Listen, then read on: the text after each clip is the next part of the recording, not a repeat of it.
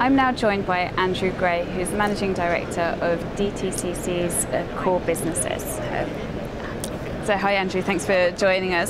So can you tell us how you think the role of market infrastructures is changing and has been changing over the last couple of years? Well, I think market infrastructures have demonstrated that they play an important role in reducing risk and reducing costs for the industry. And I think that if you look at what's happened in the industry over the last few years, firms are under tremendous pressure. They're under tremendous pressure to keep their ROEs up. They're under tremendous pressure because their revenues are down, the costs are up. The costs, in particular costs associated with non-revenue generating activities, are up significantly. So as a result, firms are looking for infrastructures to help them figure out how to take processes that were traditionally considered to be important and providing a competitive advantage to their businesses, looking to find opportunities to centralize those in order to bring costs down and to bring risks down. So as a result, I think market infrastructures are playing an even more important role in the industry as the industry continues to grapple with the aftermath of the crisis. Yeah, and one of the the crisis obviously prompted this whole wave of regulation, which has obviously impacted your business as well. So can you bring us up to speed where we're at now with the regulatory debate?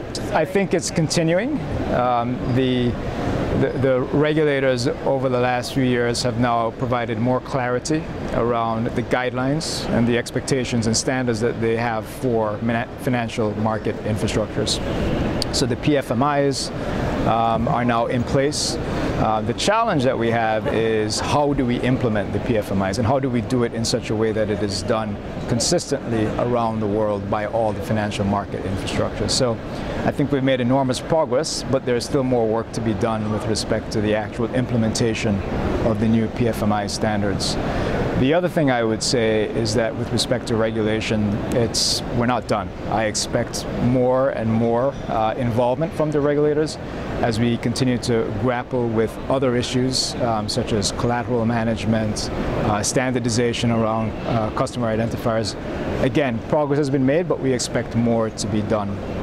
Final thing I would say is that with respect to systemic risk, we have established over the last few years that we need to find a way to be able to understand what's going on around the world in a much more holistic, comprehensive way. So one of the things that was done as a result of that was to create a global trades repository specifically for OTC derivatives. And the intent was to collect all this information about what was happening around the world with OTC derivatives. The challenge that we have is that the way in which that was implemented resulted in a very fragmented system. So while we're now collecting all this information, it's very hard to pull all this information together and very hard for regulators in particular to be able to understand what to do with the information. So while regulation has advanced in terms of establishing these objectives, I think we have a long way to go to figure out how to implement these objectives. And in particular, in the case of trade repositories, we need to find a better way to take a step back, to take a look at what we can do to ensure that we have the transparency that we were looking for with respect to OTC derivatives information. So how would you characterize the relationship between the industry and the regulators?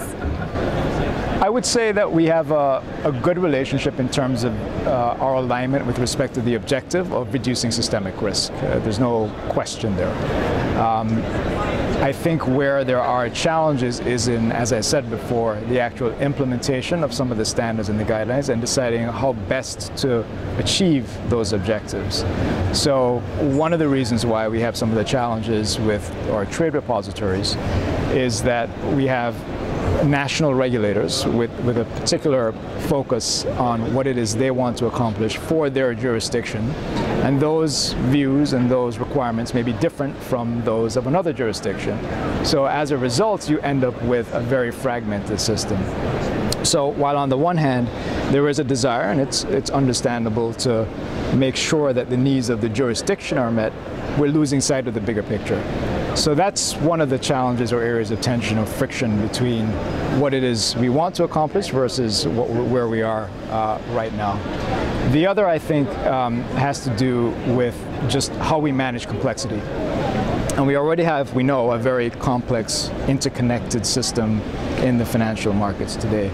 As we add regulations, change processes, inevitably that's going to potentially create some sort of disruption in the overall system. And I don't think we fully understand all of the implications and consequences of what we're doing with regulation. So we need to be very mindful when we make these changes of unintended consequences, and be able to potentially take a step back and say, well, hang on a second, as a result of what we've done here, we've seen a problem here, and do we need to rethink what we've done? So the ability to look at what we're doing, to be flexible in our thinking about making sure that we can adjust our approach in order to be able to deal with some of these unintended consequences is very important.